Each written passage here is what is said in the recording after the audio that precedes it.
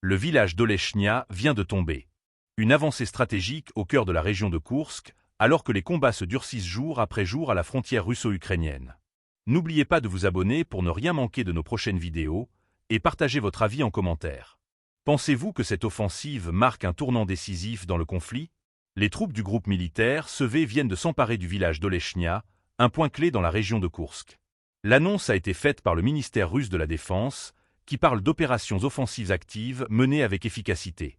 Cette progression territoriale confirme une intensification des opérations russes dans les zones frontalières nord-est de l'Ukraine, avec des mouvements de terrain qui ne se limitent plus à de simples escarmouches, mais à des actions coordonnées et soutenues. Dans la même dynamique, des frappes ont été dirigées contre 4 brigades et un régiment d'assaut ukrainien dans la région de Gornal. Ces unités, lourdement touchées, auraient été ciblées par des raids conjoints impliquant l'aviation, des drones et l'artillerie.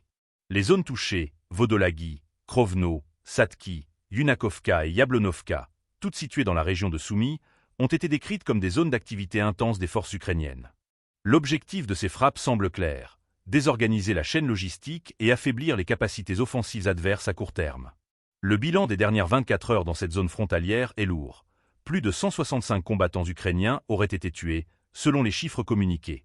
Du côté des équipements, les pertes incluraient un char, un véhicule de combat d'infanterie, 2 véhicules blindés, 3 véhicules légers, 6 pièces d'artillerie, 2 mortiers, 4 lance-roquettes multiples, ainsi que 3 stations de guerre électroniques. Une série de destructions ciblées qui témoignent d'une volonté de neutralisation des capacités défensives et offensives de l'armée ukrainienne sur cette portion du front. Mais ce n'est pas tout. Le rapport fait état d'un bilan bien plus large sur l'ensemble des opérations dans cette zone depuis le début de la campagne. Plus de 75 170 hommes perdus du côté ukrainien et la destruction de plus de 411 chars.